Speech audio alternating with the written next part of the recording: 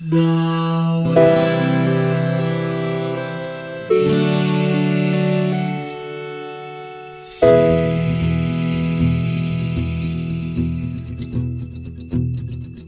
The living room's dark, save for light being cast from the big TV screen and the imminent sunrise that's teasing the one starry sky with whispers of morning. You sit there alone in your Hey, George. Mortal Kombat! So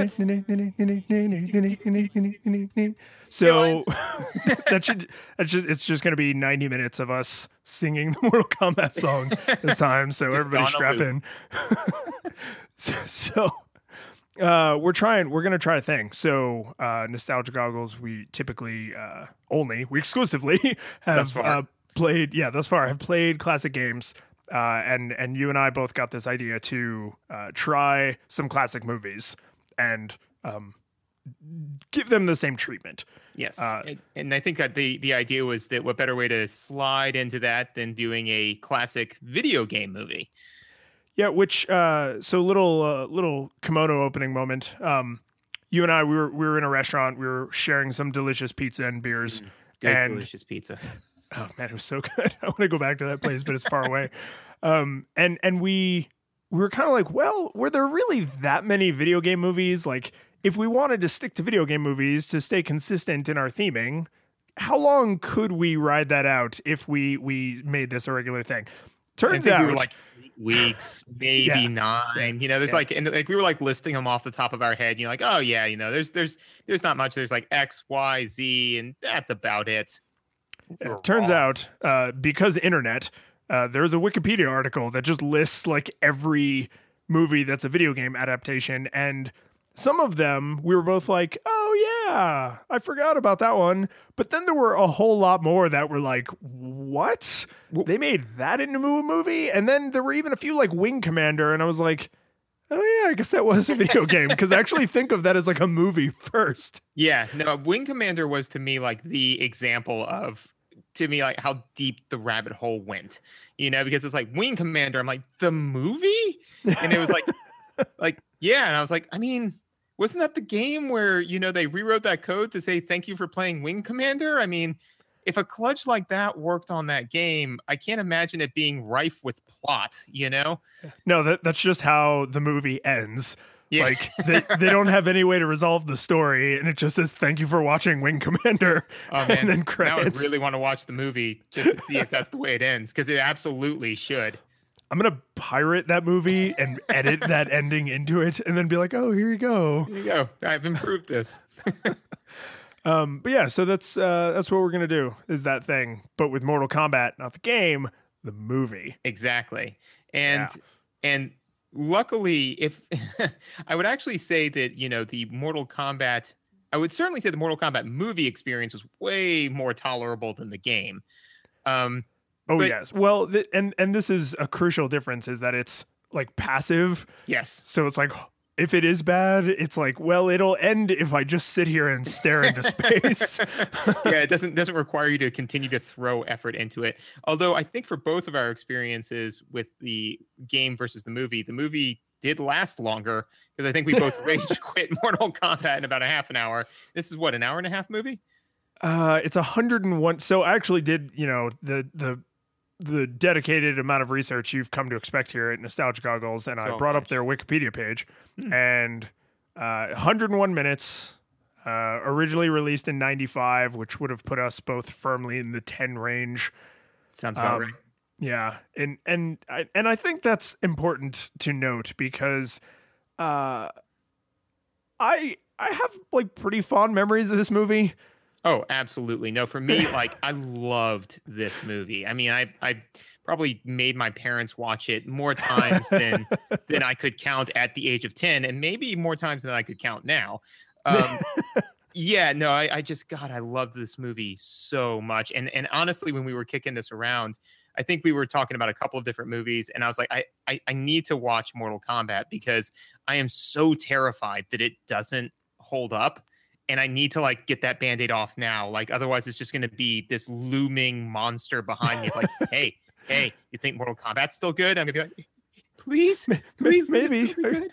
I mean, it's kind of a classic among video game movies. Nah, man, it's old. Yeah. But it might still be like B-movie funny. Nah, man, it's really old. It's really old. Hey, remember how much you loved the video game and how much that could have tainted your feelings? Remember that? Hey, remember how much they were experimenting with CGI back in the 90s? You remember that?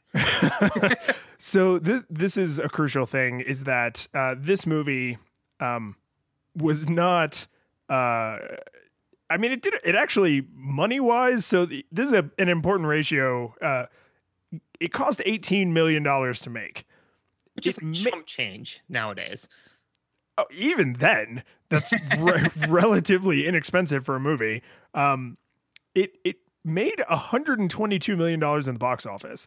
So it doesn't take literally any additional information to guess that they went on to make a sequel. Right. And there was actually a TV show in between these two movies that I did not know existed. Oh man, I'm suddenly having like these flashbacks to like crudely animated Sub-Zero.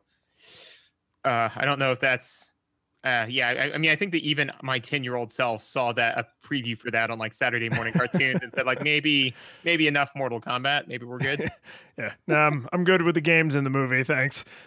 But I mean, this is a thing with all media, is we would love to believe that like it's art and they're in it to be creative, but they got a 10x return on this movie. Oh yeah. So the minute they had like a 2x return, they were probably already like, well, we're gonna make a sequel, and then they just got more and more studio executives on board as that money continued to, that pile of cocaine got higher and higher. Yeah. Aha, I got the cocaine references. Darn it. Yeah, I gotta be faster. I gotta do more cocaine. But yeah, I mean, like we both had pretty fond memories of this. So what was it like to watch it? So let's start at the top of the hour with visuals.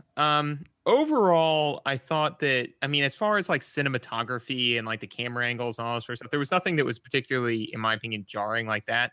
First thing that is the easiest, lowest hanging fruit to discuss is the CGI, right? Right. So, which I mean, you get about 15 seconds in, because this is a time in history when there weren't 45 production companies involved in every movie. True. So it shows the New Line Cinema logo, which, to be fair, they immediately hit you with the Mortal Kombat music, which is like awesome. Yes. Right.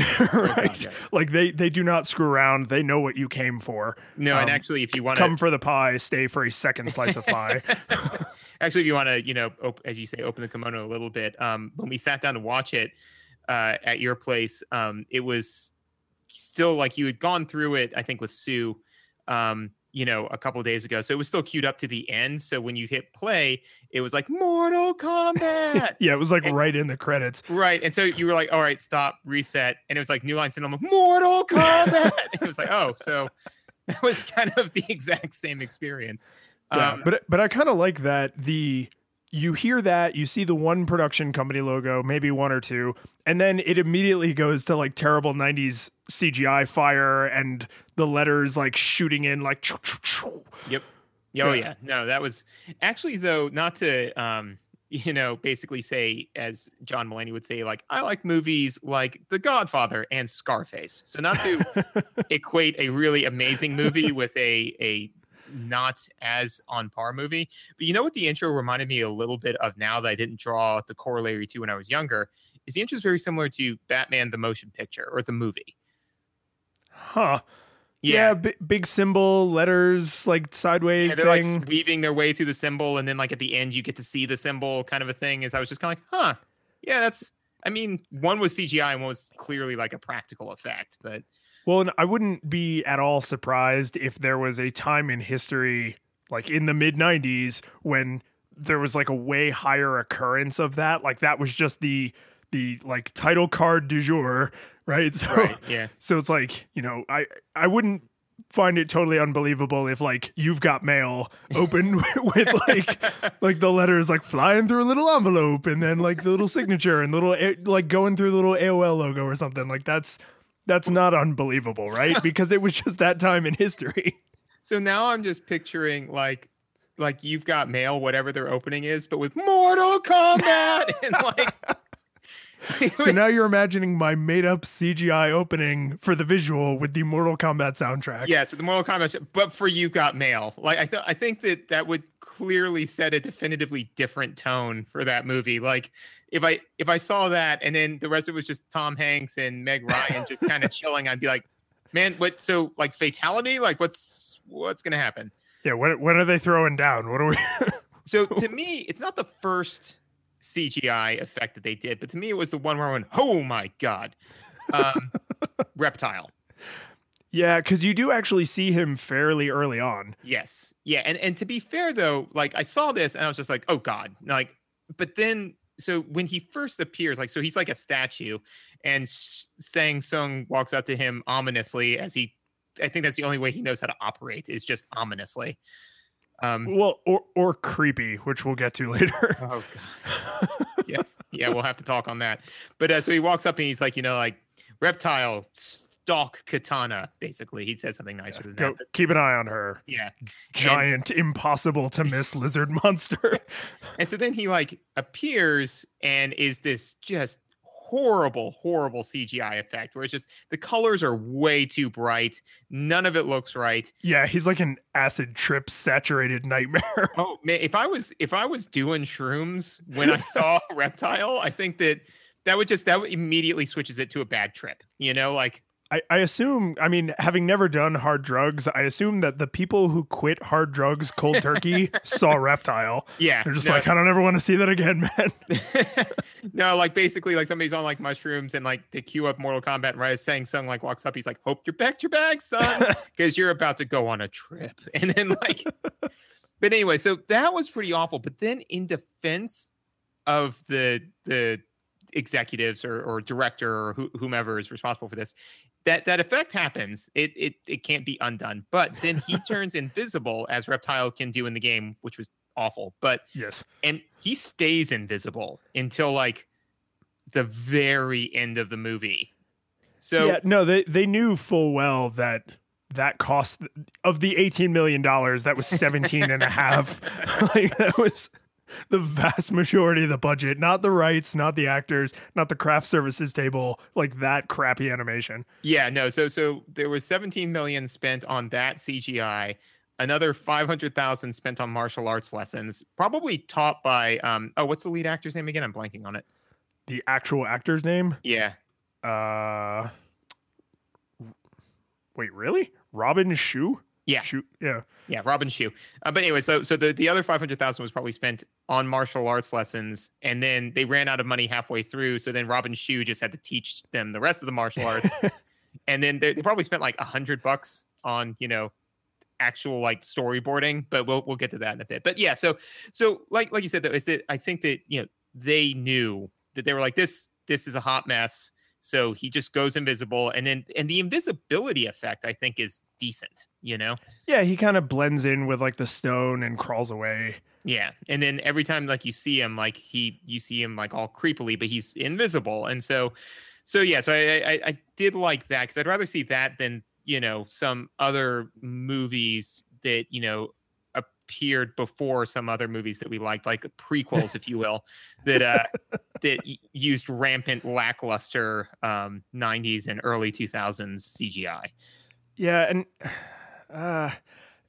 I don't know enough about what CGI costs, but sometime in the 90s, I think what happened, because at first it was like a thing you did because it was neat, right? Like the effects in Lawnmower Man were utter garbage, but it's a movie about computers, so they had to do the best they could with the technology available at the time, right? Right. Whereas with this, I think we were starting to, in like the mid 90s, probably getting to a point where building an animatronic or a puppet and having someone puppeteer it versus paying the effects artist to make the model and then animate it was probably starting to become more cost efficient. So it's like, well, it's going to look worse. Like, I mean, remember Jurassic Park came out before this and looked way better because they did mostly practical effects and only CGI, like where it made sense. Right. And so CGI at this time in history could be done well for buckets of money and when used correctly. But I think for their purposes, they were like, are we really going to build like a little robot for this scene that he and then never use it again? Like, we can't build a robot that can fight. Like, it's obviously going to have to be a guy in a suit. Yeah. Well, and actually, now that you mention it, what they may have very well done is because they were like, well, we're going to have to CGI the invisible reptile. So you have to build the invisible CGI model, of like the way it like bends light and all this sort of stuff. So it's like, just slap some colors on that for like 5 frames. And that's kind of what it looks like, is that somebody just sort of stock colors and threw it on there. And to be fair, I think the reason why they didn't use practical effects, it was in part because they spent a tremendous amount of time, and I think to great effect, on Goro. Yes, which is all practical effect. And that held up, I think, pretty well, personally. Yeah, they even went so far as in the incredibly painful fight scene, by which I mean like emotionally painful, between him and Johnny Cage. Like, the first thing Johnny Cage does is the split, and he punches him in the crotch. Like, that's Johnny Cage's, like, one of his signature things, and they had to work that into the movie. Mm-hmm. So he does that, and they show a close-up of Goro's face, and the pupils dilate. Yep. And I was like, all right, like, that looked believable, because a little black circle actually became a larger black circle instead of like a CGI black circle. So like, and I mean, eyes are hard anyway, like even now with all the technology we've gotten in the intervening 20 years. So the fact that they were like, Goro's going to be a big part of it. He's going to need to physically interact with lots of other people. They're going to need to have like a good, eye line for him, so that they're not just looking at a tennis ball on a stick, like in those prequel movies you god awfully mentioned. So I'm glad that they spent that money and that time on Goro, because I don't really give a crap about Reptile. Also, in the games, I don't think he was an actual reptile. I think that was just his theming. Yeah, no, that was totally his, like, because they had Scorpion and Sub-Zero, so they were like, well, we want to do a green palette swap. What are we going to call him? I don't know, call him Reptile. Like, who cares? Like, there's also Smoke, and wasn't there a purple one later? Maybe? I don't know. I know there's at least Smoke, who was like gray. Right. But he wasn't immediately playable. He was unlockable, I think. I think he came around in, I don't know. We're not talking about the games. We're talking about the movie.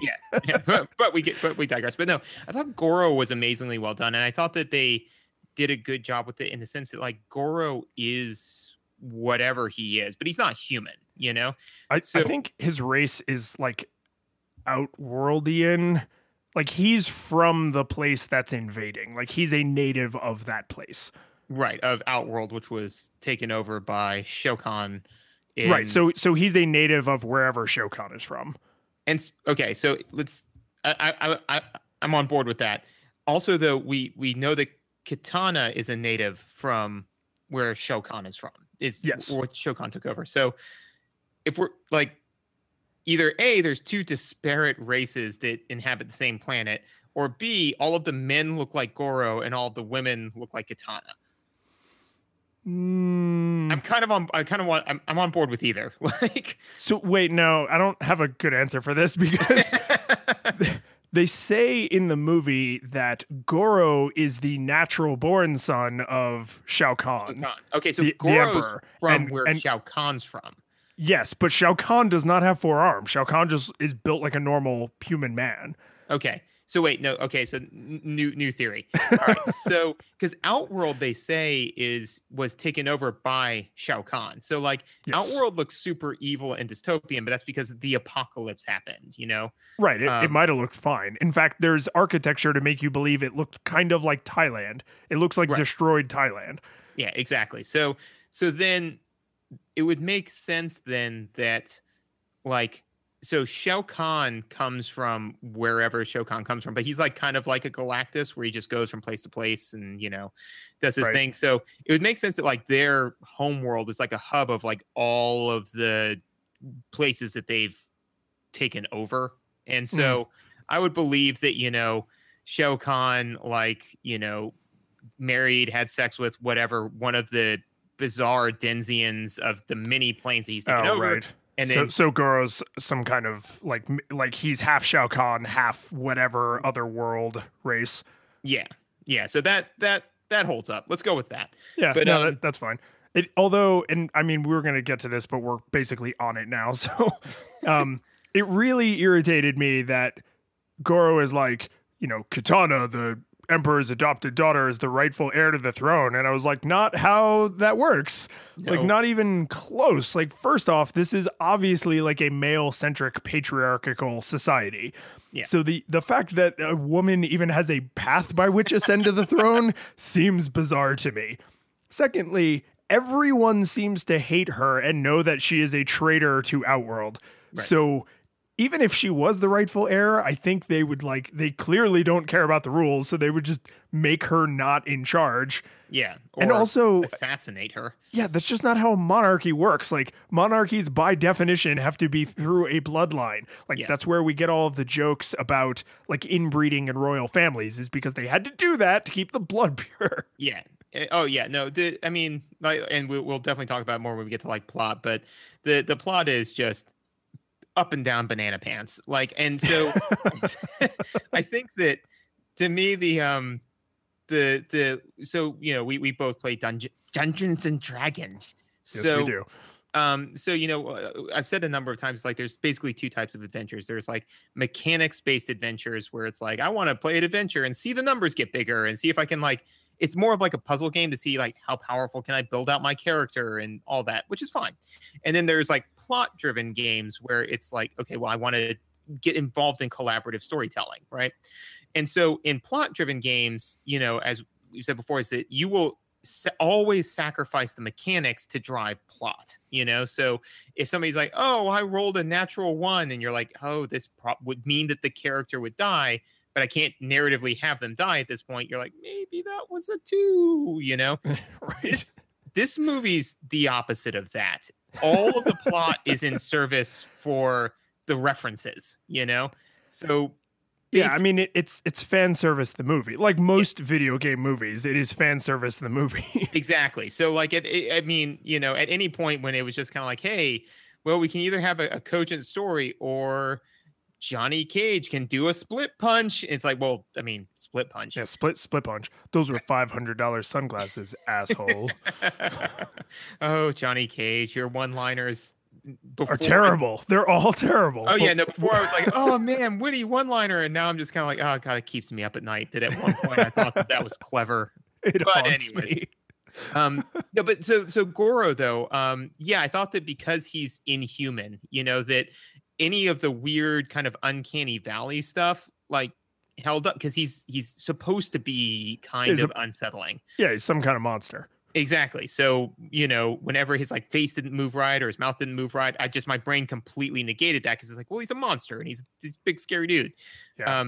And I thought that one of the things from some of the other shows I've been watching recently, more specifically Attack on Titan, is I've noticed that one of the best ways to set up a character like that, which they do in this movie, is by how the other characters relate to him. So, we first see Goro and we're like, oh, that's kind of a big, scary dude. And like you see Kano, right? Kano?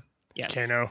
Yeah. Like kind of like just such a prick. Yeah. No, just pricking it up all over the place, And so then like Goro like stands up and like walks over to him and you immediately see this guy who up until now is just so full of himself start to absolutely pee his pants. Yes. And so you're like, so if he had been like, oh, whatever, Goro, then the effect I feel like wouldn't have landed as well. But because all of the other characters, every time they see them, they're like, oh God, he's terrifying. And you're like, oh God, he's terrifying. Well, and the one person who does not act like he's terrified of Goro is Shang Tsung, who is more powerful than Goro. So like it sets up because you see Kano, he's established as a threat in the beginning of the movie, right? Mm-hmm. And he actually has pretty okay like practical effect makeup to give him the metal face thing. I don't really understand what that eye is supposed to be about, but he's got like an eye thing. Yeah. So he gets established as like a bad guy, and technically at first the bad guy, and then he's afraid of Goro. So we as the audience are like, oh, we're supposed to be afraid of Goro. And then Shang Tsung kind of tells Goro to like chill out a little bit, and we're like, oh, right, okay, he's like the guy. Like he's not just the referee running the tournament. Like he's like a legit threat. Dude, actually, you know what that totally is? that's the Nappa Vegeta moment when they're on Earth. Yes. Yeah. No. Now. Giant muscle bound guy is not the strongest guy. Yeah. No. Now I just want to see like that iconic image of like the Saiyans coming to Earth and Goro and Shang Tsung. That I'm okay with Photoshop. I think I might do that. You could probably do it well enough to just like give yourself the chuckle. Yeah, just be like tee, throw it on like Tumblr or something, and then just move on with life. But most people can't tickle their own feet, so I'd say it's worth doing.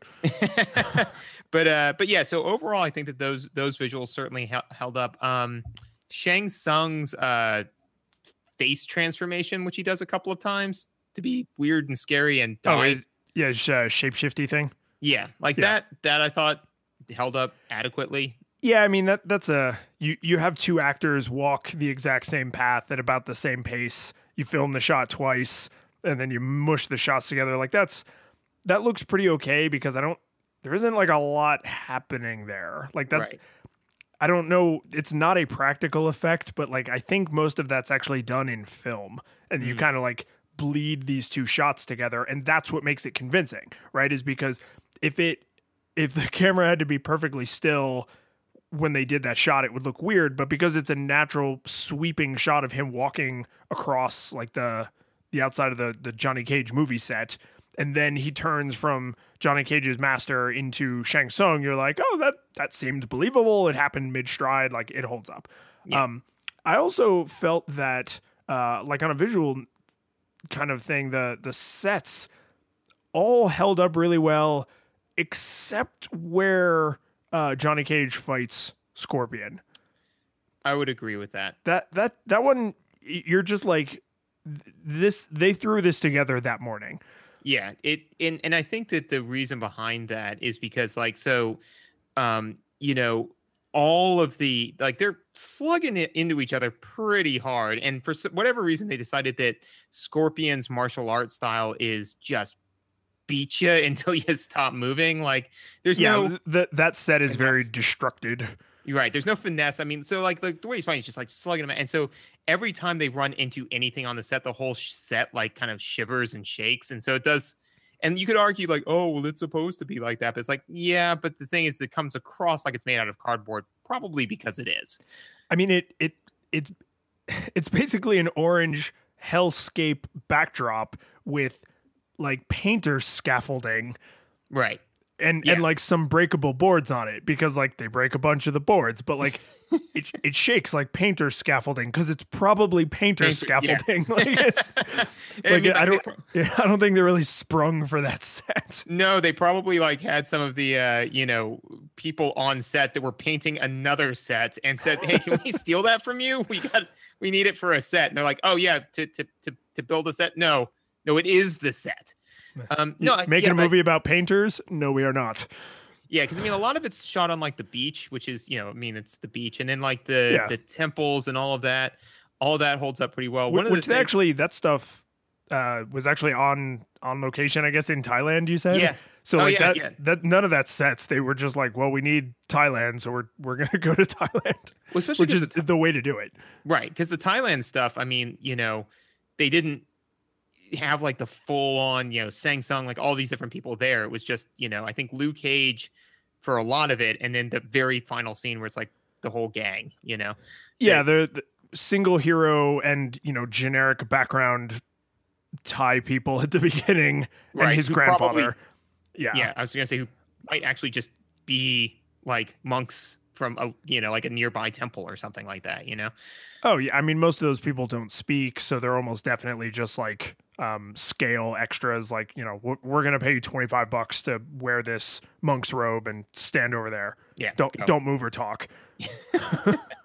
But one of the, because this is kind of visuals, a little bit weirdness, but that I just realized that at no point until we rewatched this movie did it occur to me, like my younger self didn't even occur to me. But so when they're in the woods, which I kind of thought was like a fun kind of set piece because all of the trees are like perfectly lined up, so it kind of has like, yeah, because it's a tree farm, right? Exactly. So I mean, and that's good though, because like to me it's supposed to be a forest, right?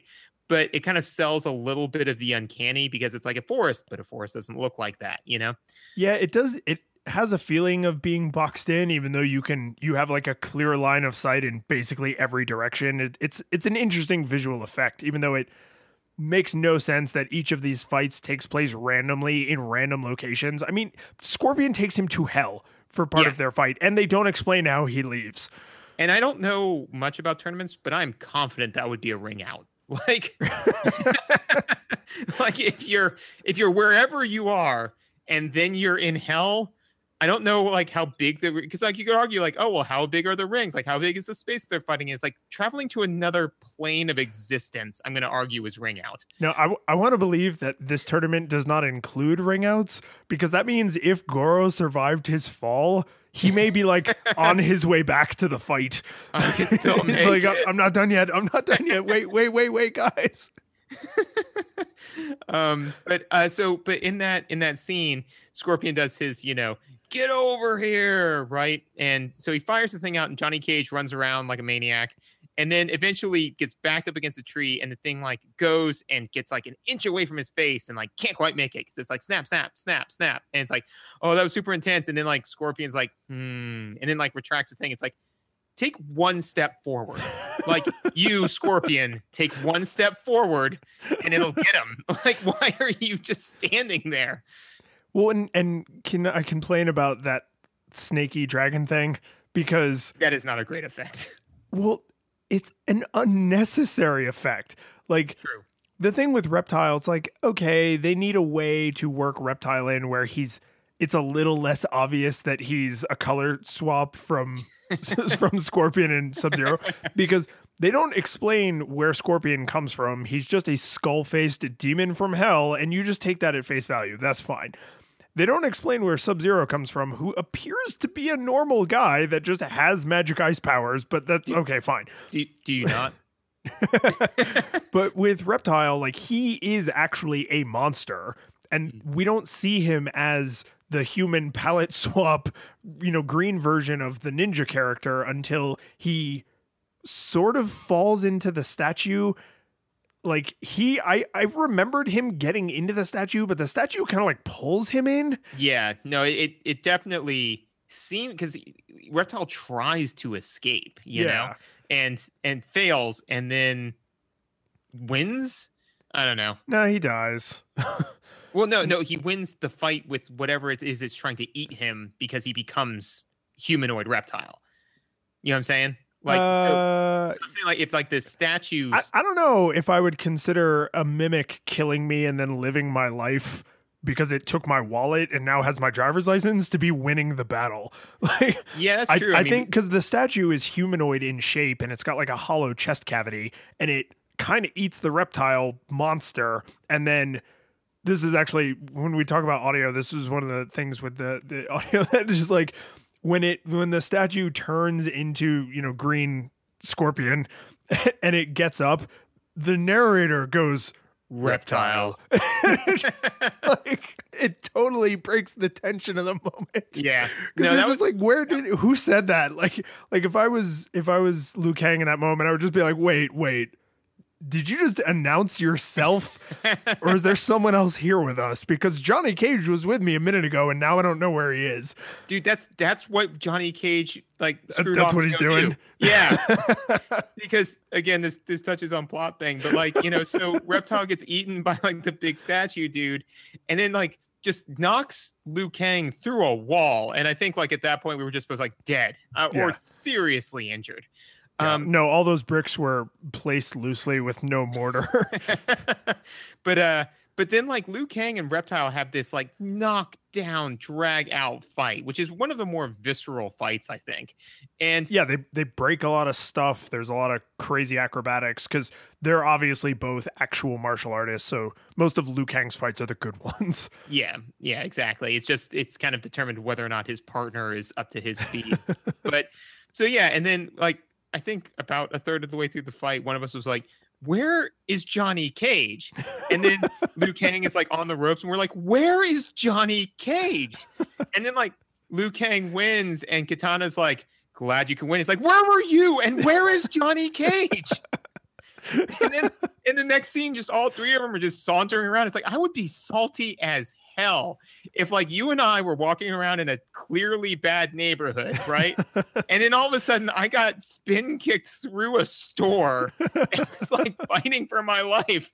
And then came out of the store having barely bested my assailant. We wouldn't just be like continuing to walk down the street. I'd be like, dude, where were you? Yeah, the only thing I could think of it, and I mean, this is grasping at just the thinnest and shortest of straws, which is like, they don't bother to cut to Johnny Cage and Katana watching the fight, but they are there and they like can't intervene. So because no other fight involves multiple combatants except oh crap, I think it happens once. Oh yeah, Shang Tsung summons like a bunch of demons from hell, like as you do, warriors he's bested. But I don't think any other fight involves multiple combatants because that would have broken with the very limited canon of the game. Yeah, or you know what? The only other to kind of, because I like that in principle. So what if? So obviously, like you said, like Johnny Cage is a good fighter, but he's nowhere near Liu Kang's level, right? Well, according to Fake Master, which we then find out is Shang Tsung, but he like confidently believes he is one of the best martial artists in the world. Right, but he's not. I mean, he's not Liu Kang. I mean, only Liu Kang is Liu Kang. A rose by any other name is not Goku, you know?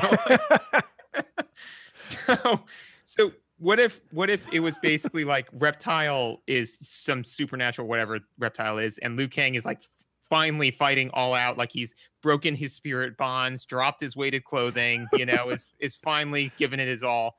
And so neither Katana nor Johnny Cage feel that they could adequately provide assist. Okay, so he's grasping, but the reason I take umbrage with that is because Katana is like a 10,000-year-old like semi-deity. So yeah, and her fight with Liu Kang is not one of the good ones. She is definitely just an athletic actress. She is not a martial artist, because the one slap fest she has is just her like limply pinning Liu Kang so she can feed him secrets, which they imply, because that happens early in the movie, they imply that fight scene is her only way to contact with him, except then they have like a bunch of other conversations later. Yeah, and on top of all that, like you know, so she gets him, pins him down. It's like, use the element that brings life. How about throw ice at Sub-Zero? Like throw water at him. It will freeze into ice and stab him to death. like Shang Tsung already seems pretty peeved that she's saying that. So you might as well be like less enigmatic and just outright say, you know, hey, do thing A. You know. But anyways, we're still on visuals. I feel like. I mean, I just had to make sure I got in my complaint about because the thing Scorpion normally does is throw a spear, right? Like it's supposed to be like a, what do you call it? A kunai, like a ninja knife, like that Naruto popularized. So it's that with like a rope tied to it, right? In the game, but in the movie they were like, what if? And here, follow me on this. What if it was like a bird head with like a snake body that came out of his hand and is hundreds and hundreds of feet long, but not hundreds and hundreds and 1 feet long? Like it's almost infinite in length, but not quite. Yeah, no, I agree, because I think that probably somebody said, you know, like, oh yeah, he like throws a spear into people and hooks them and brings them in close, and the person was like, well, yeah, but he's supposed to be like all supernatural, right? It's like, well, yeah, he is, but he uses this one weapon. It's like, no, it's got to be weird and supernatural. And yeah, I thought that particular... and he gets his weird supernatural moment. He pulls off the mask. He's just a skull underneath, which implies that he actually pulled off his face, because you can see his eyes and like the upper part of his face when he has his mask on. But he pulls off his head, essentially, and he's a skull underneath, and then he breathes fire. Like, that was his supernatural thing, right? Like Sub-Zero has like ice magic, and Scorpion, as you would expect from the name Scorpion, is a skull flame face guy. Like, it's right there in the name. It does what it says on the tin. Oh yeah, no, perfectly telegraphed. No, and so a part of me wants to like see one of Scorpion's like older fights, so like he like rips off his face, right? And he like breathes fire on the person dies, right? And then it's like this pregnant pause. And he goes, okay, getting this back on is a 2-man job. Like I can't. Someone is going to have to help me. Announcer guy. where are you? But yeah, so I thought that particular visual did not hold up well. B was unnecessary and almost kind of distracting. So yeah, I mean, I get like when Johnny Cage is against the tree and it like snaps in his face, like that's menacing, but I was just like, oh, all right. Yeah, like, I mean, it's not gonna reach him. Yeah. I get it. But you know what, like what could have been cool, and it's always fun to play the what could have been game. To sit in our nice comfy chairs and be like, well, you know what you should have done. Just Monday morning quarterback all over it. Exactly. Is like if like Scorpion was like throwing out a whole bunch of those, they could have had that like same moment where like basically Johnny Cage could have like done like the catch, like the sword catch. And they could have gotten like basically that same moment, and then like he could have then used Scorpion's weapon against him, and that could have been fun. But something. But whatever. Yeah, they didn't decide to do any of those smart things. Nope. But anyway, so I mean that's really besides like the all of the other to me generic like Sub-Zero stuff, Raiden stuff, it was all not amazing, but not jaw-droppingly terrible. So it's just innocuous.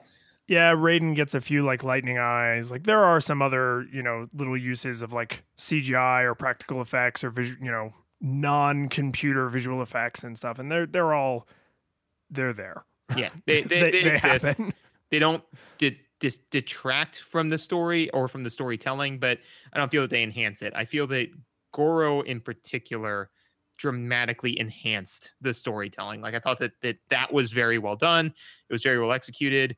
And aside from the other extreme negatives that we've listed, I didn't feel that any of the other ones where I was just kind of like, oh, fourth wall broken, because that visual effect was clearly nothing near real, Well, I didn't even think about this evidence that we're new to this whole movie critique thing, but from a visual standpoint, everyone had very good costumes. Like, true. Because the costumes in the games are not that complicated, and they didn't commit the cardinal sin of adaptation where you like dress it up for no reason.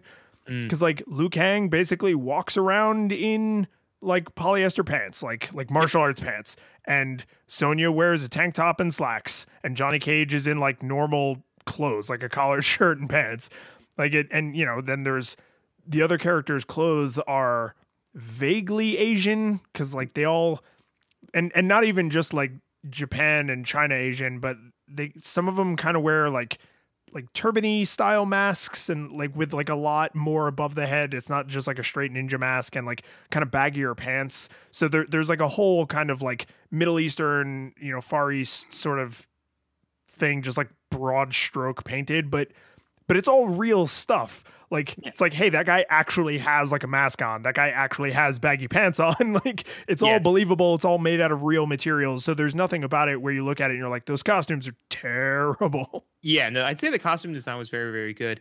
One thing especially that I noticed is that the next time, like if ever my washing machine breaks, I'm just going to bring all of my clothes to that set, because there are a million washboards in the form of abs just all over the place. I mean, like I was like, man, I'm pretty happy with the way I look, but I don't ever want to go to that set, because I'd be like, I'd be the morbidly obese Tubbo just kind of like rolling around, because good God, every single guy there I think had like 2% body fat. Well, then there's a chance in a movie like that scene actually only has like 8 mega fit guys in it, but because they have masks on, they can be in the background of every single shot. Like if you do a reverse shot, like if you and I are talking and we're supposed to be surrounded by like super buff Outworld guys, I don't know who these people are. Like they're just around. They don't seem like servants. So some of them fight, but they're not really in the tournament. Like I don't know what they're doing there. But if there's like all these people there, they're kind of like the audience. I guess they're almost like they're like citizens of Outworld, maybe. Mm-hmm. Anyway, Yeah. but like if it's like a shot reverse shot where you and I are talking, like they could have the dudes behind you, and then when they're gonna film the reverse shot of me, they're just like, okay, you guys walk to the other side of the room now. And actually, that's how they stayed in shape, was because they were constantly jogging back and forth, like between takes. Yeah, everybody started that movie like super fat. Just, like we're gonna low budget you guys fit.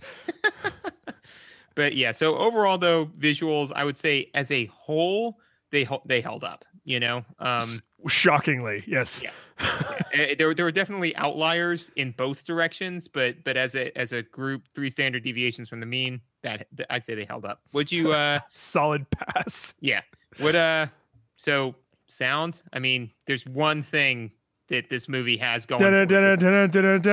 Yeah. No, dude, hearing that song is like stepping into a time machine, because like, and I actually think that we said back when, you know, at my first, I was like, when it was like Mortal Kombat, I was like, oh, yes. And, you know, super excited. And then a part of my brain, so you know how like there's that meme where it's like Kermit and then also Kermit, you know? Me, also me. Yeah. Yeah. Me and also me. Like me said, we should have listened to that while sparring at Kung Fu. And then also me said, everybody would have died.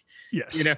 Yeah. Cause like, yeah, no, because it's like listening to like 70s or 80s hair metal while driving on the highway. It's like, why don't you just crash your car right now? Because it's only a matter of time. Yeah, as T goes to infinity. Yeah, no, exactly. But no, that song, I hadn't heard it probably in years, you know. But the minute that it came on, I was like, amazing. And to their credit, that song's just no notes on that song. I don't. Nope. I don't know if I'm just firmly viewing it through nostalgia goggles. Or, don't care.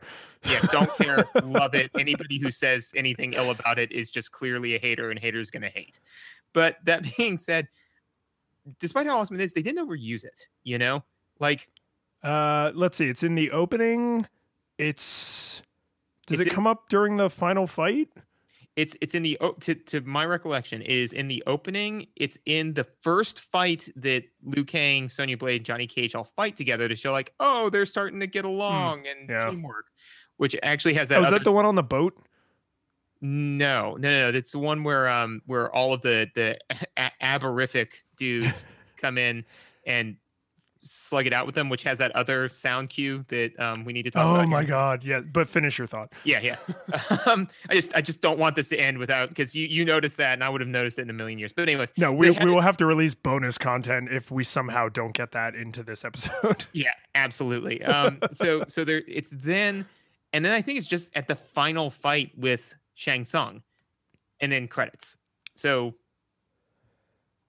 yeah, no, I think you're right. Because I mean, it's a just shy of 2-hour movie. That song's probably 2.5 minutes. Like, I could easily imagine some director or some executive producer being like, "Yeah, okay, and for the 12th time it plays, we'll have it start in this scene." It's like, no, we can't do that, because 20 years from now, we want kids to still be like thinking this is an amazing pump up song that they secretly put on their like gym playlist. Yeah, no, and that's the thing is that like, so the first time you hear it, it like sets the tone, you know, it's like, oh, super awesome, actiony, whatever, right? Well, and in the opening, it's only like 15 seconds. It's the guy yelling Mortal Kombat, then the like, I don't know what it is. It sounds like an electric piano, the like dun dun dun dun dun dun, and then it's like logo, and then it like smash cuts to the story starting. Right, and so then there's that one. There's the one where like you know, when they all band together and fight, right? Which is supposed to be an empowering scene, because it's the first time it's like, look, through teamwork, they are all able to best this horde of whatever cultists.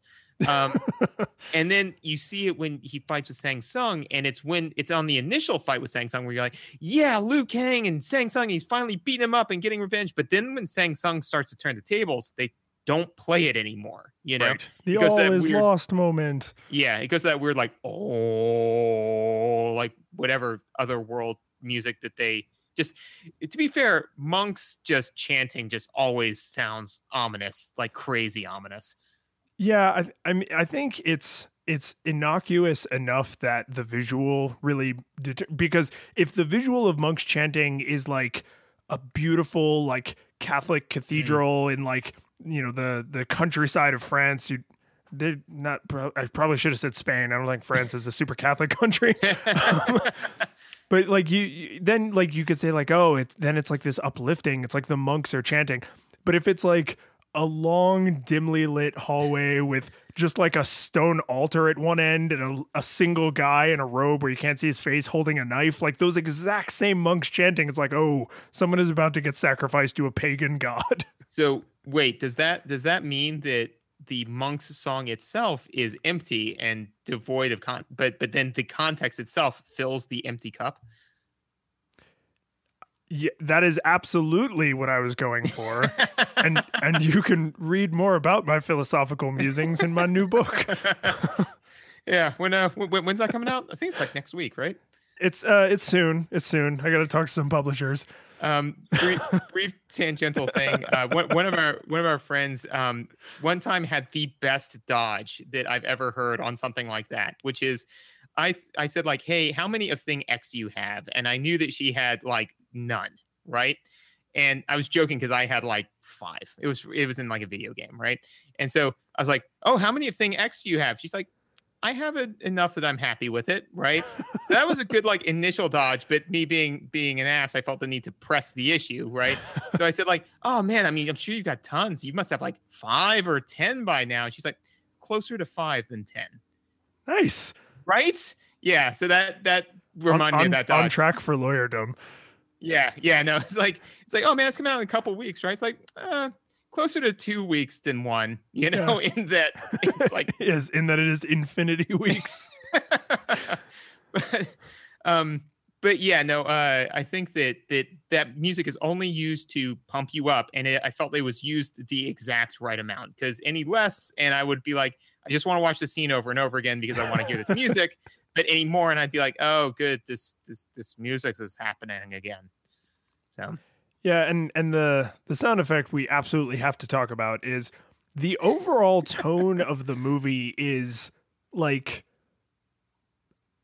I'm going to say like a 7 out of 10 on the serious scale. Like only Johnny Cage is making jokes, and they kind of give you the impression that he is using humor to cope with how uncomfortable he is. Yes. Like with himself, with the situation, like that is supposed to be a part of his character. But like other characters do not make jokes. Funny things don't really happen. Like even the crotch punch is a Johnny Cage moment.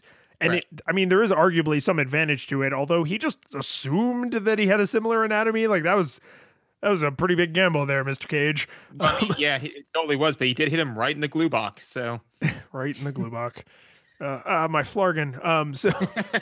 So like the overall, the movie has got a pretty similar or serious tone. And in that scene, in the dunna team up fight scene, mm-hmm. there's like a stairway up to like a little dais, and 2 of the here. No, I think it's just Liu Kang's up there. But anyway, like guys run up at him, like washboard ab guys run up at him. He knocks washboard ab guys down.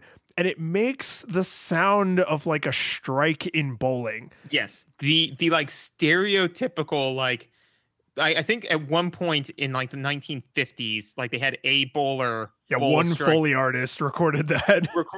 And then just it became public domain because it is that stereotypical thing. And honestly, because me with my troglodyte ears, like I'm just like watching. I'm enjoying the fight. And I'm like trying to like watch like the martial arts to see like how well that holds up now that we've been doing martial arts for a while. And like you were like, wait, what? and I was like, well, what? And you're like, did you hear that? I was like, no. You're like, wind it back. And so we wind it back. It's like, yeah, no, it's just he kicks them both down, and it makes the like bowling pin strike. Which and it's not like, oh, they knock over a bunch of like barrels and furniture or like a weapon rack. Like they hit nothing. That's the sound of them falling down. They are propelled not so much by Liu Kang kicking them, but by their own jumping away from Liu Kang as stunt doubles do. But yeah, no, it's so bad. And I mean that's because the visual things I feel like are easier to be like, oh, that CGI is terrible, or like, oh, that stunt wasn't done very well. They really shouldn't have filmed it at that angle. Like, oh my God, that was the best take. Like, I feel like most people get that kind of stuff. And to the silver lining of your troglodyte ears is that if someone didn't point that out to you, you never would have noticed that. Because I firmly believe that it's not that you noticed that subconsciously and you just weren't consciously aware of it. Like, it didn't even register to you. No, it absolutely did not. And so that's the thing is, in my own like headcanon, basically there was, you know, a sound editor who was going through and just like as a joke put like the bowling pin noise in there, and then just forgot to take it out, and nobody saw it. And then like they're in the final screening and he's like sees that happening and he like breaks out into like sweating bullets. Yeah, he like looks to his left, looks to his right, and like nobody says anything. He's like, sweet, and then just like moved on with life, you know. That's one of my favorite. Is it Brian Regan, the guy who kind of looks like Jim Carrey? It's like one of my favorite Brian Regan jokes when he's talking about the serving size of ice cream. And he's like, oh no, hey Jim, look at this. I put 2 ounces as a serving size. I mean, it was just a joke, but they're going out like that. No, I thought you were talking about the one where it was, I think it's I forget. It's the 2 brothers who were like big in the comedy. They got a bunch of awards. I'm completely blanking on their names. I think I know who you mean. Not them. But yeah. My headcanon for this, having heard that sound effect, is Liu Kang has feet made of some kind of stone, and the washboard ab guys are made out of wood. So that is why it makes that noise, because he never fights them again. So we never get a second test case to know that if every time he hits them, it makes that noise. That is true. That is true. And one of the other things I remember, and this is kind of bleeding into like story, but so the entire time that we were watching this, or actually, do you have anything else on sound? Like that was kind of all my. No, because unless there's other ridiculous things I missed, they didn't really do anything unexpected or like that seemed out of place. Like the bowling pin thing I mean, it was like a Wilhelm scream. Like it just cut through my ears like nails on a chalkboard. I was like, nope. Suspension of disbelief completely shattered. Like, I know that I'm watching a movie. What is going on right now? But everything else is like, they don't go overboard certainly compared to any other action movie with like the punchy, kicky sound effects. Because if you go back and you watch like 70s, like Bruce Lee and Jackie Chan, everything is like whoosh, whoosh, whoosh, thump, right. Whoosh, thump, thump. Like it's absolutely abysmal. But I mean, they were working on literal shoestring budgets. Like if you worked on that movie, they'd allow you to own shoestrings. So, there's like the sound effects are they're non-threatening. Like they're just innocuous. They're there. Harmless. And then the one thing that really stands out on the music side is there's other music in this movie, but it's also unremarkable, which in some ways you could argue is a good thing, right? Like it just sets the tone. Like there's the monks chanting, right? It's just like, oh, right. Yeah, and like, I'm supposed to feel scared. Yeah, I would say that definitely all of the music cues and, let me know how I was supposed to feel, so like, I mean, obviously the Mortal Kombat music is like emotional cocaine, but I know how to feel. I wouldn't get cocaine reference in there. But I mean, like when, ominous music is ominous, desperate music's desperate, even like the reptile music was like kind of like otherworldly, like it kind of, so all of that. One of the other, so right before that fight with the bowling pins, that I remember one of our exchanges that I just got a huge kick out of was, like they're wandering through this ancient, wherever the hell they are, And so as they're going through, they're like knocking down these cobwebs that have perfectly like sealed the doorway. And Johnny Cage is like, she went this way.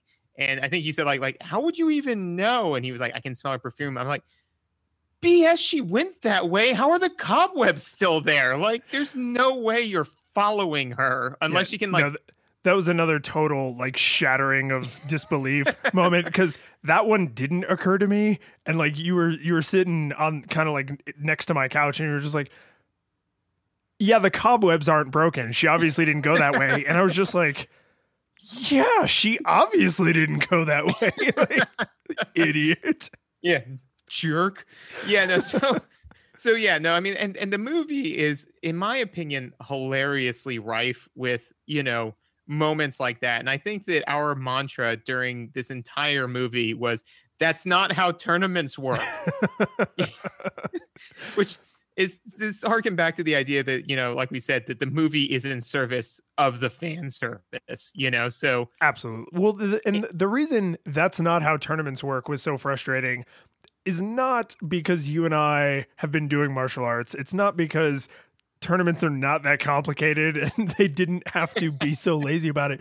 It's because the entire framework of the movie is that this Mortal Kombat is the most important Mortal Kombat, because if Shang Tsung wins 10 Mortal Kombats in a row, that they will magically, I guess, be able to enter the realm of Earth and screw it all up like they screwed up Outworld. Right. Here's the thing. They have obviously been cheating because rampantly. Well, and Raiden literally says that. Like, they've won through treachery or something like that. Like, they're not the best fighters. You're the best fighters, but they've been, like, winning through treachery. And then when they go there, there are no rules. There's no structure. Fights happen randomly between random participants at any time of day, in any venue, on any dimensional plane. Yes. Like, so to say they've been winning by cheating implies that there are rules that are being broken, and there is no indication that there is any structure or any kinds of rules. And it becomes even more flagrant at the end when Shang Tsung is like, well, I reserve the right to challenge whoever wins the Johnny Cage Goro match I can challenge the victor for the final battle, or also anyone else. Well, I think he says what he says, which is just, it's kind of like when in The Simpsons, Homer's talking to Apu and he says, like, it's a Civil War reenactment, so we need a lot of Indians to shoot. And Apu's like, I do not know what part of that sentence to correct first. There's just a lot to unpack. There is a lot to unpack with that one statement that he says. So he says, if I remember correctly, like, you can fight Goro if you want, but then Johnny Cage challenges Goro. Johnny Cage goes to Goro's handler, Shang Tsung, right, to challenge Goro. It'd be like, he's like, I want to fight Goro next. Because he's doing the douchey chivalry thing and he thinks he's protecting Sonya Blade. Right. And so then Shang Tsung says, that's fine, but then I reserve the right to challenge to challenge the opponent of my choice in, like, the location of my choice for the final Mortal Kombat. Okay. Well, he says, I reserve the right to challenge the victor of the Johnny Cage Goro match. And then, like, without even pausing or, like, having to fight down a chuckle, tags on the pork belly of, or a combatant of my choosing in a place of my choosing. Right. And it's like, so no matter how your fight goes, I get to just do whatever the hell I want. Basically. So aside from just the ridiculousness of, like you said, like, just the like, oh, I can just fight whomever, wherever. Two things that stand out to me of that whole situation. One is he's like, well, then I get to do thing X for the final Mortal Kombat. So wait, you can just pick a match and say that's the last one? Like, that's not. Yeah, there's no indication of how many matches we've been clocking. Like, is this the final match because we've arrived at the final match, or, like, you just bored? Do you have to pick up your kid from soccer practice? Like, pick up his kid from Soul Camp. But yeah, no, and so yeah, that in and of itself is weird because it's just kind of like, we know for a fact there's at least 3 combatants left who have been undefeated at that point. So I don't think you can do better than undefeated. So how come they can't get in on it? Yeah, why are Liu Kang and Sonya Blade not fighting each other to the death? Yeah, which, they should be, because that's how tournaments work.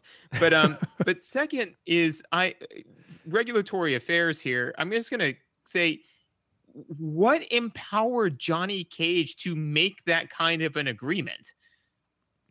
I mean, like, like his Johnny Cage is like done, and Shang Tsung's like, and can never be undone. And then Raiden, the god of Earth, right, comes in. He's like, I don't think so. And he's like, I'm sorry. He's the protector of the Earth realm.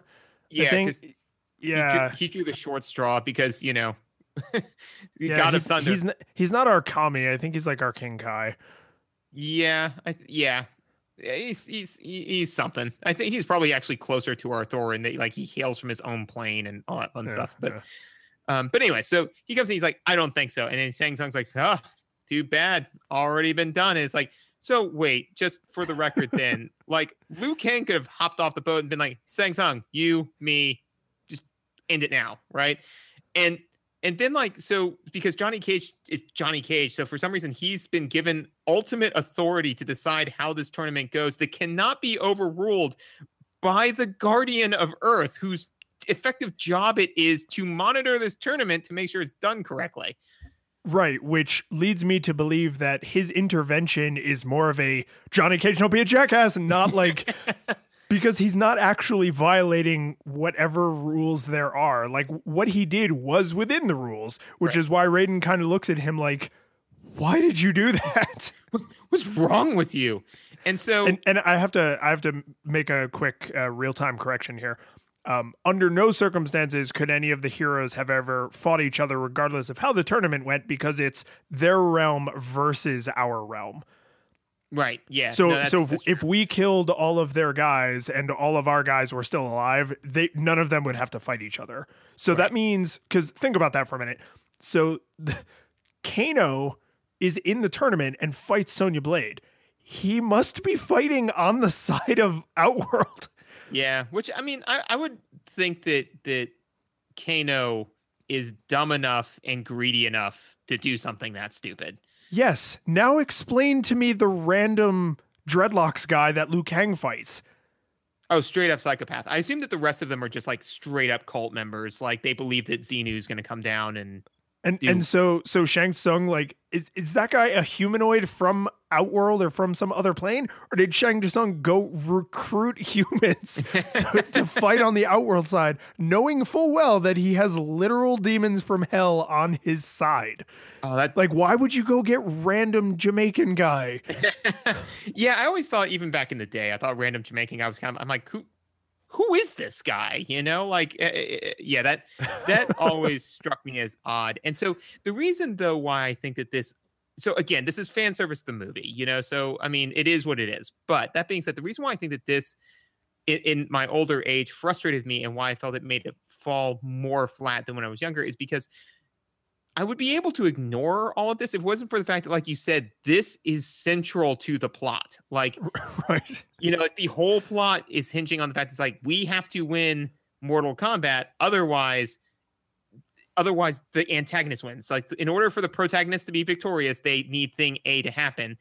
Otherwise the antagonist wins. And we have no idea through which that's happening, you know?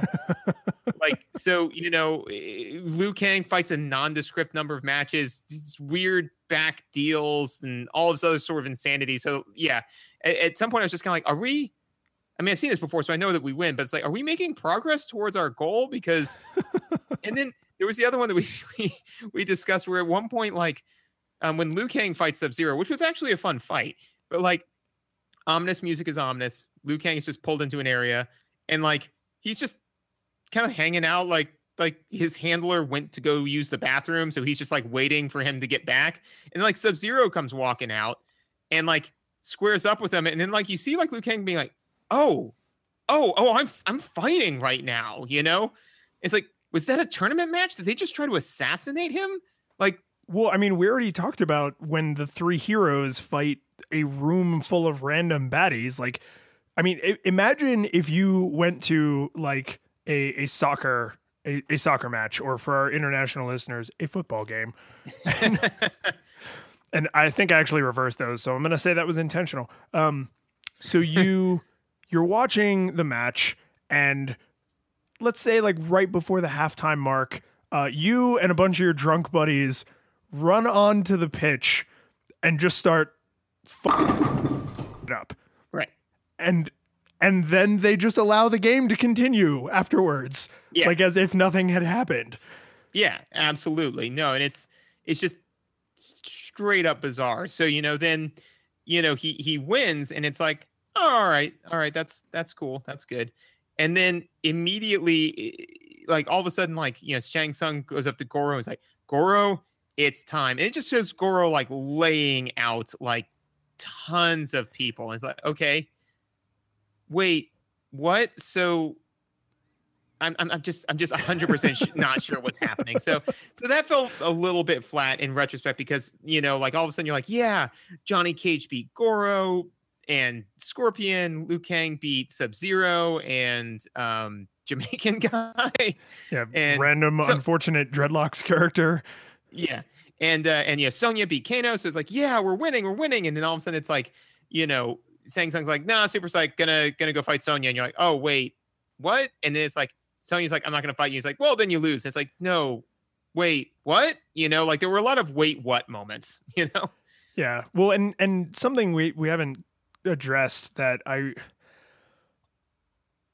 I can forgive a little bit Kano's weird obsession with Sonya Blade. It's never. Do you mean everybody's? Wait. Okay. Oh, we're going there. Okay. I just sorry. don't. Didn't mean to jump the gun. I mean, obviously, that's where this is going. So I can forgive Kano's weird obsession with her because it is very strongly implied that they have some kind of backstory, right? Kano is a criminal, like he's involved in some kind of crime syndicate. He has killed Sonya Blade's partner, and we know that that's why Sonya Blade hates Kano so much. So I can forgive them not explaining in more detail why he is so creepy toward her. He's the Joker to her Batman. Yeah, they just it's a lazy shorthand to be like, strong female character who is a hero has a strong male character who is a villain who infantilizes her and objectifies her and talks down to her and like makes creepy comments. Like, I get that there is a backstory that is happening there. I don't understand why Shang Tsung also treats Sonya like that. Like, yeah. He is weirdly obsessed with her. He makes a bunch of like weird comments about her throughout the movie.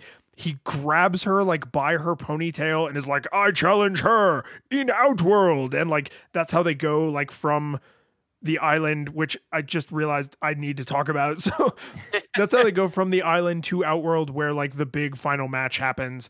And for reasons we were not able to determine, even after a long bit of discussion, he changes her into a leather dress from her like tank top and shorts, and someone styles her hair.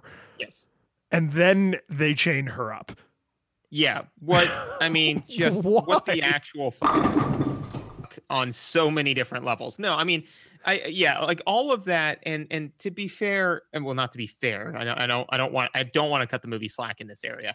No, it's like that to me. It when I was a young 10-year-old boy, I was like, yeah, that makes sense. Like all of a sudden the girl's been captured, the heroes have to go rescue her. But yeah, no, all of that fell wildly flat. And Johnny Cage was insufferable. Oh my God, he's so bad. Yeah, no, like the just casual racism and casual sexism. And I mean, like, I know that they're trying to kind of make him, you know what it is? It's like a dime store Han Solo, like, yeah, he's supposed to be like roguish and kind of old school in that like drinks whiskey, smokes cigars, kicks ass, but tough guy with a heart of gold works. Right. Douchebag with a heart of gold doesn't work because you can't be both of those things. Exactly. Yeah. So those two things combined, like, I felt really, really grated on me. And yeah, especially because like Shang Tsung, I thought he did like a good job being like kind of like ominous and creepy until he started weirdly creeping on Sonya, because to me that actually disempowered his character a bit to be singularly focused on this any one mortal, but then to be like weirdly sexual to Sonya. It's like, why is this the first human woman you've ever seen? Because you're acting like it, and all it would have taken is a single line of dialogue where you find out that Shang Tsung thinks that Sonya is the one and doesn't realize that Liu Kang is actually the one. Like, yeah, that's all they would have had to do if they wanted for some reason to keep all of the creepiness in there. Just explain. I understand why Kano's a creep because he's like generic bad guy that they have a history. I don't like it, but I at least understand it.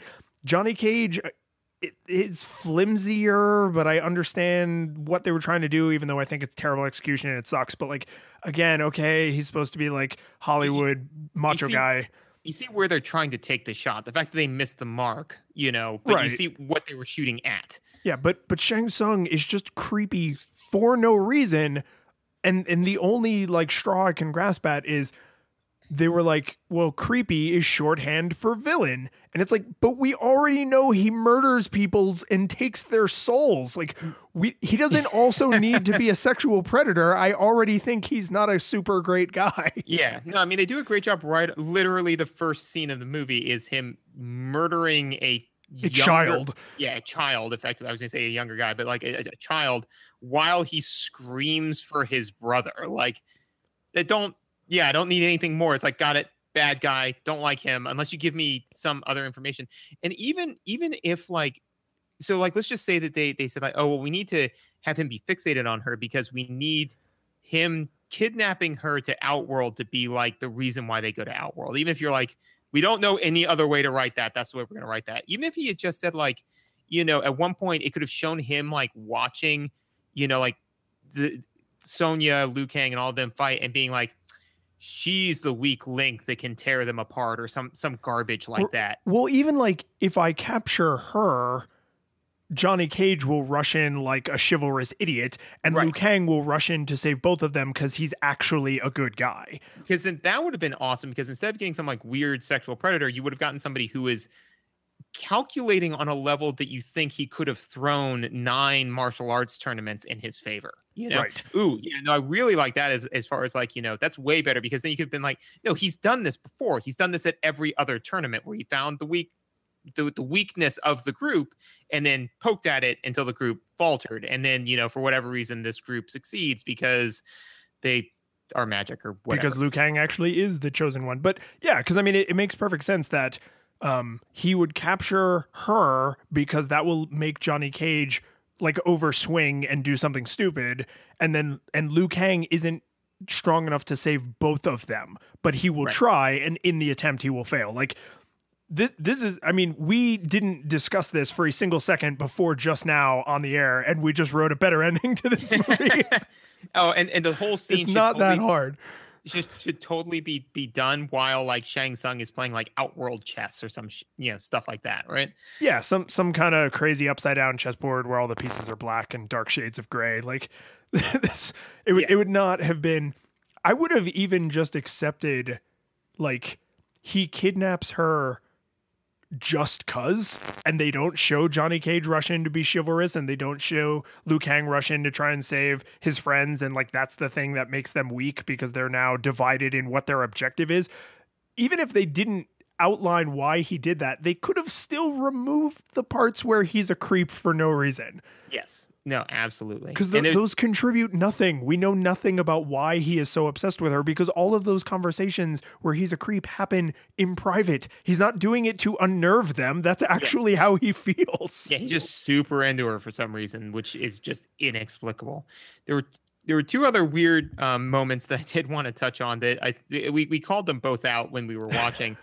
But one of them is, and you made me think of it, is because, okay, so creepy Kano's creepy. Fine, whatever. They've got a weird like Heisenberg police kind of whatever. That's fine.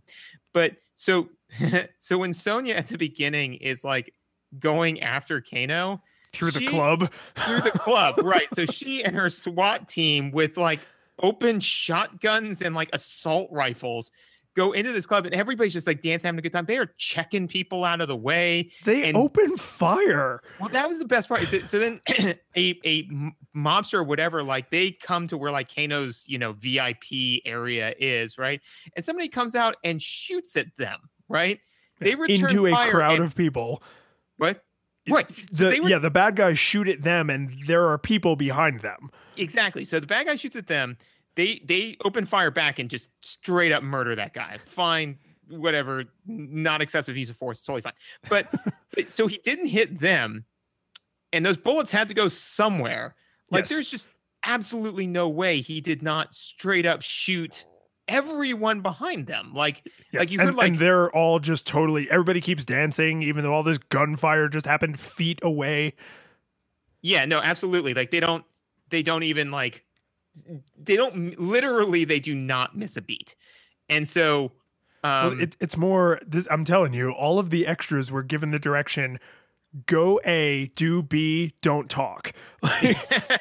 So like those extras, they were like, go over there, dance, don't say anything. Yeah. And I guarantee you, one of those extras like whispered, they're dancing and like whispered to one of the other extras, like, are we supposed to do something different with all the gunfire? It's like, he said to dance and not to talk. Like, I'm just going to keep dancing. And you see, so then those extras started off like all, 50 pounds overweight, but then exactly. But then they kept dancing, and then they became the extras in the later scenes. Exactly. It's all coming together. Good. That, and then the it happens a number of times. To me, the two most flagrant ones is the thing is the use of weapons in unarmed combat, right? So the two worst ones are one when Kano walks out to slug it out with Sonya Blade, and he pulls out a knife, like a knife. Like, that's not a knife. This is a knife. Yes. Yeah. A giant, like, daddy, please buy that for me when you're at like medieval times. Yeah. Like cartoony knife, like a huge knife. Yeah. Like a huge pipe hitting knife, And so that's a weird mixed metaphor right there. Yeah. Right. Yeah. I don't know. Just, it felt right at the time. Anyway. So and then he's just like swinging on her with it, and she like ducks and moves and disarms him and whatever, and it's all fine. But it's like, wait, are you allowed to just pull steel on somebody in this combat? And the answer is clearly yes, because when Shang Tsung summons his demon army, they are all heavily armed. Yeah, and most of them are also armored. Yeah, like and theoretically, one would assume all experts in their particular fields, because Shang Tsung, I would assume, after however many years of sang-sunging about, would have only brought like the creme de la creme that he would have summoned in his ultimate lair to win the tournament that wins everything, not Joe Samurai, right? Yeah, not like a guy in a samurai costume. He just stole his soul outside of Party City, Like he was just, oh man, this is gonna be the best Halloween ever. Your soul is mine.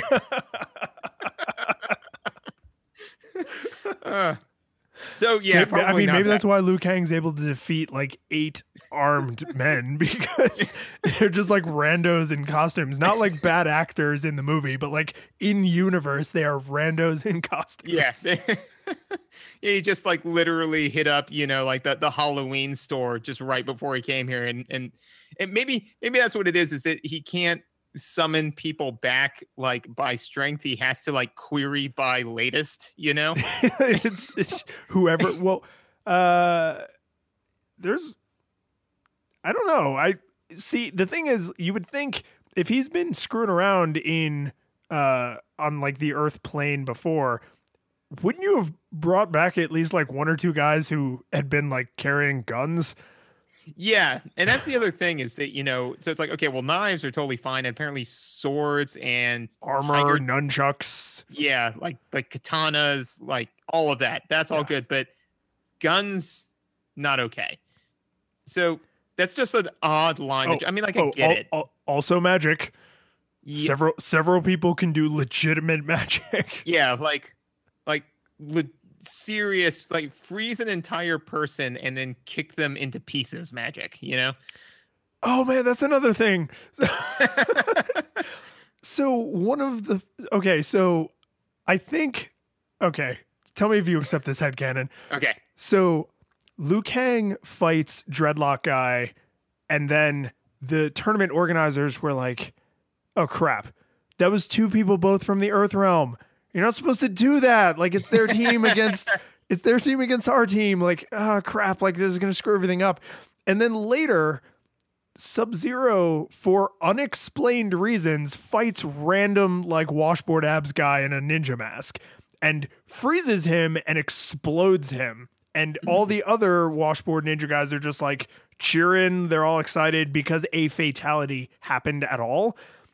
And it bothered me that scene made no sense because like they're all at like their meal and then they interrupt the meal just so Sub-Zero can murder a guy on their own side. Like, right. Is that supposed to be menacing? Like, you're monsters from hell. Like, you're already menacing. We don't need this to happen to feel menaced. They could have just literally had Goro like walk through the room to scratching his butt to go get something out of the fridge, and like everybody was like, "What?" I really think they were just balancing the sheet. They're like, well, we had one of your guys kill one of your guys, so we'll have one of our guys kill one of our guys. So, I like that. Are you sure that it happened in that order, or did Sub-Zero kill the guy before Liu Kang fought that? Because I thought that happened at the opening. That would be even funnier. Because if it happens in that order, then can you imagine like one of the judges who you never see? I mean, there aren't any, but could you imagine one of the judges like going up to Liu Kang and being like, hey, listen, we were going to have you fight this like interdimensional space demon. But like we accidentally made two of our guys kill each other. So now like we need like two Earthrealm guys. So like we're just, okay, there's like this Dreadlocks guy and he's got like a stick. We're going to make you kill I'm sorry, dude. You're going to have to kill like stick guy. And Liu Kang was probably just like, well, I mean, it's a tournament. And they were like, nah, it's not the kind of tournament you're used to though. Random it is going to be happening all over the place. Yeah, no. Like I like that idea. I also like so two things happen with Dreadlock Stick Guy. One is the first thing is like so they're both given staves and they both slam them down and then do like some like awesome super salute bow, which I mean I've never done in any form of tournament where like there's a weird formality to that and only that fight. As opposed to when Sub-Zero comes out and Liu Kang was like, oh God, I really have to pee. I asked that guy where the bathroom was and he started leading me somewhere. And now so anyway. Not this guy. But no, I like the idea that like, so first of all, I like your idea of like, John tournament manager who's like behind the scenes and he's just, and he's the like real mastermind who's just kind of messing with everybody. So I like that. So let's roll with that. So I like the idea of like, somebody walks up to John and goes like, John, it's a huge issue. He's like, what? It's like, dude, two people from Earthrealm are fighting each other. It's like, oh, do you mean like Dreadlock Stick Guy and Liu Kang? He's like, yeah. It's like, so here's the thing. I told Dreadlock Stick Guy that Liu Kang was from Outworld. And that's why Dreadlock Stick Guy is all super into it, because he's like, I'm killing a demon,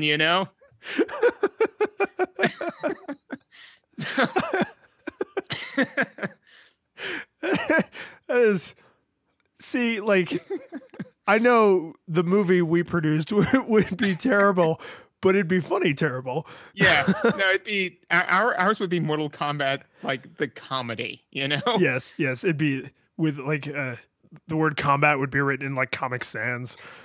Well, no, it'd be Mortal Kombat, but spelled with a C for comedy, as opposed. This guy. So I have one other thing that I actually didn't think of while we were watching the movie. Shang Tsung grabs Sonya and goes up to the big like circle portal door. It's like a stone door. It's actually that's a pretty legit effect. The door doesn't just open, it like the bricks like turn and it like goes away.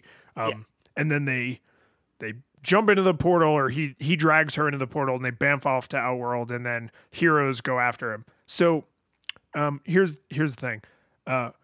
In the beginning of the movie, when they're on the boat and they're on the scary dragon boat, Shang Tsung like gets up on the bow and goes like, it has begun, and like a big demon skull appears in the sky, like a very like Death Eater mark from Harry Potter. And then they go somewhere and like when they get there, they make a point of showing that Sonya's radio doesn't work, her like satellite phone, and that her compass is like freaking out and like won't point in a single direction. Where was that? Yeah, no idea. because they kind of imply that they've now gone to this other place, but they're definitely not in Outworld because you go to Outworld with them at the end of the movie. Is that like mid-world? Like best guess, and this isn't a guess, this is just excuses, but is that there is when they are trying to invade Earth through Mortal Kombat, right? They have to create a pocket dimension similar to the place that they're trying to conquer in order to host the tournament that would be considered a neutral area. Because they can't go to Earth, because then they would just go to Earth and wreck the place. Like, that's the whole thing, right? So they instead have to create a pocket dimension, but they can't create a pocket dimension that's just like Outworld, because that would give the Outworlders the advantage. So the invading army is put at the disadvantage. So the pocket dimension is more like Earth. Yeah. Except that the last fight takes place in Outworld. Right, which is complete and other crap. No, and one one final thing that you said that I I got a huge kick out of was like, so Shang Tsung's like, I challenge her, and like bamps off, and then like Liu Kang and Johnny Cage are like, we're gonna go after her, and then like I think you said like, how are they gonna get back? Like, neither of them know how to get back, and they're going to kill the only guy that we've seen so far that knows how to operate the portal. They're literally going there to kill him. And they don't show how they get back. Yeah, no, they don't. And I don't think that he'd be cool enough to be like, hey, man, look, we're about to engage in Mortal Kombat, and I know that you're hoping that you win and like get to take over my planet, but on the off chance that you lose, could you be cool and let me know how to get back home? Because this place sucks, dude. It sucks bad, like. And they make it, they really, with like the body language and the blocking in that scene, they really make it look like Shang Tsung opened a portal to Outworld. Yes. So does it just stay? I mean, presumably he left it open because he wanted them to follow. Right. But did he? No. Wait a minute. Yeah. He is going after Liu Kang because he believes Liu Kang is significant for some reason, because he like haunts Liu Kang's dreams, and he's like, I'm gonna eat your face. And then Liu Kang goes back to, I guess, Thailand, and the monks are like, but you're the chosen one. And he's like, nah, not really. I don't want to do that. That's boring. And so it seems like him being the chosen one is like a known thing. And he's just like, it's the hero's journey, right? Like, he's denying the call. Right. But what Shang Tsung actually wants, as far as we know in the audience, is that they want to invade the Earth realm. So really the smartest thing this like super powerful sorcerer warrior could have done would have been to take Sonya and then murder her in Mortal Kombat, and then invaded the Earth realm. Because if he is serving the Emperor, then his goal of eating Liu Kang's soul is actually very much served by allowing the Emperor to invade the Earth realm, because he just wants to kill Liu Kang. He clearly does not care about the rules. It's not like he has to beat him in a fair fight. So I would just find the weakest person. I would find, the stick dreadlocks guy and be like, I challenge him to Mortal Kombat in Outworld. I would drag him by his dreadlocks to Outworld, eat his soul, and then just be like, army, kill everyone. I'm going to go get that guy and eat his soul. Yeah.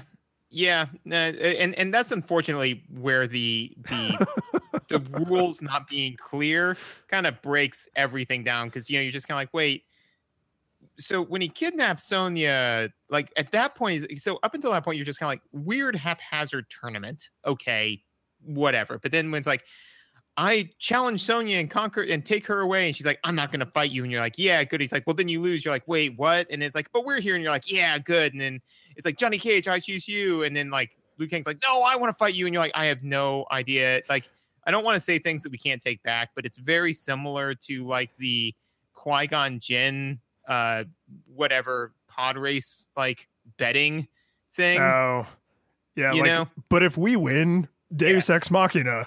Yeah, but if you win, but wait, then you get the pod from. But I mean, if I was Shang Tsung, like I would just have been the second Sonya Blade was like, I'm not going to fight you. I would just be doing like the middle finger dance. I'd be like, tournament's over, we win, because it is established probably 90 seconds later when Liu Kang, well, because Johnny Cage is like, I'm gonna fight you, and Liu Kang shoots in and is like, because this is supposed to be the moment where he's accepting his destiny, and he shoots in and he's like, I challenge you to Mortal Kombat, and Shang Tsung's kind of like, because I think what his character was about to say is, dude, the tournament's over. I challenged her, and she gave up.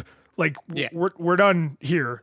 We're done. Like, I'm gonna get lunch, and then we're gonna come invade your invade your planet. But I know that that's how that should have ended, because Liu Kang says to him, if you don't fight me, you forfeit and we win. Right.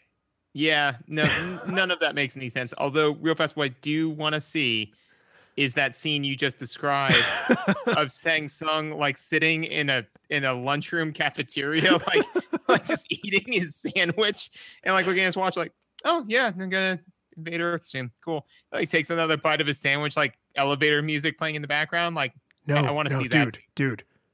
Elevator like you know what that's called? It's Muzak, and there's a long reason you could look into it if you've never heard that story before. But the Muzak version of the Mortal Kombat theme. So he's sitting in the lunchroom with all those washboard ab guys who are eating like tuna salads, because I mean you got to maintain that physique, and it's just like dun dun dun dun dun dun dun dun dun dun dun. And like you see, like as he's eating, he kind of at one point there's like, and like coughs a little bit, and you know, looks down and he's like, and he's like wiping mustard off of his robes, like. You see him like just like give up, you know, and just be like. Anyway, so with that, did it hold up? Yes. I mean, although we just had absolute delight tearing it to pieces, like I don't want to say this is a like so bad it's good movie, because I don't think that that's what this is. I think this is a really solid example of nostalgia goggles. If I had never seen this movie before, it would only be a so bad it's good movie. Like It would just be fun to watch and make fun of. But because there's all of these loose ends I'm willing to just completely ignore, and all of these plot holes I'm willing to like take leaps of faith to cross from this shore to that shore, I was like, not only did I enjoy watching it, but before you and I decided to do this, I had actually watched it like 2 weeks earlier with Susan. And then when you were like, oh, dude, we should do this, like, I think it could be fun. And I was like, oh, what movie do you want to watch? And you were like, Mortal Kombat. And I was like, well, I just watched it, but okay. Yeah, sure. I was like, yeah, I'll sink another 100 minutes into this. Yeah, I would agree. I think that if somebody said like, oh, if I was like, oh, blah, blah, blah, Mortal Kombat, and somebody said, you know, oh, I've never really seen that, I wouldn't be like, dude, you got to go see it. It's really like, I enjoyed watching it. I think I would enjoy watching it again with other friends who've seen it before. But it's kind of like in a way like Dragon Ball Z, where if somebody, you know, say like, oh, I never really watched Dragon Ball Z, I'm like, are you 16? Then don't bother. Just read a wiki. I think the purest definition of nostalgia when it comes to like making a recommendation to someone is, if you haven't seen it before, or you haven't played it or read it or listened to it or whatever it is, it's like, oh, then you just missed it. Yeah. Like, because going back to it now, like if you weren't alive when The Godfather was released, you should probably go watch The Godfather. Right. But if you've never seen Mortal Kombat, it's like, well, okay, like you just missed that piece of pop culture history. Yep, that's gone for you. Yeah, no, it's like, you know, for me personally, it's like Snakes on a Plane, you know? Like, you never saw Snakes on a Plane? Nope. Well, you missed it. Yeah, exactly. And I probably never will, because everybody was just kind of like, oh my gosh, it was so amazing. I saw it in the theaters, and it was this and that, and like it was great. Garbage. It was a hot pile of garbage. Yeah, exactly. That's what they were saying. Every time I noticed is that what they were describing was the experience, not the movie. Right. And I was like, well, I'm not going to get that experience watching it after I put my son to sleep on the couch with my wife, you know, watching this terrible movie. So I would say it's like that. Does it hold up? Yeah, if you've seen it before, you know, but yeah, it's so I would say that the nostalgia goggles don't break it, in the sense like there have been, for instance, on, you know, the games portion of this, games where I absolutely loved them as a kid and now cannot tolerate them at all. This is something that I loved as a kid, love as an adult, would not recommend to anybody who has not seen it before.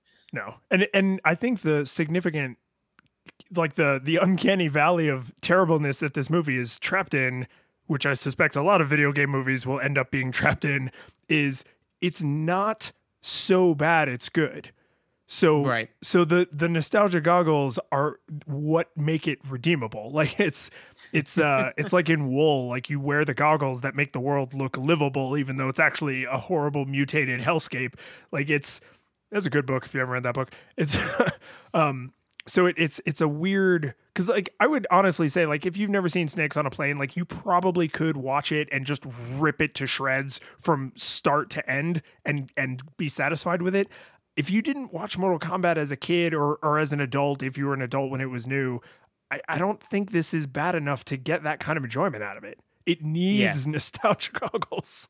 Yes, no, I would agree with that. But honestly, haven't had a chance to do it, go on, check it out. Or sorry, if you haven't had the chance to do it, don't go on, don't check it out. If you have seen it when you were younger, go give it another look. It's I'm gonna feel really bad for anybody who like pressed pause right when you flubbed that. Yeah, flip that. And they're like, I knew it. I knew I should have checked out Mortal Kombat when I was 10. I'm gonna go watch it now. What was that, honey? Oh, I got to go into the kitchen, and they just like pause the thing, and then watching like, man, these guys have no idea what they're talking about. Yeah, this is awful. Just hate mail.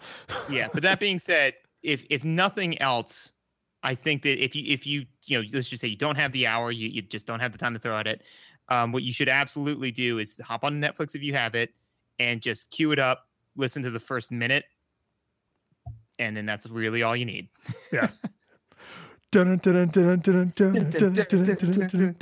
curtain falls, the music plays, the credits roll, then it all fades to black, and you're left by yourself. The fanfare is gone, there's no player two there by your side to share victories won. But as you slowly progress down the hall to your bed, a few great events leak back into your head from the time that you spent traversing the land, battling evil, fighting the darkness, just sword in hand. Your memories creep in with the edge of a smile.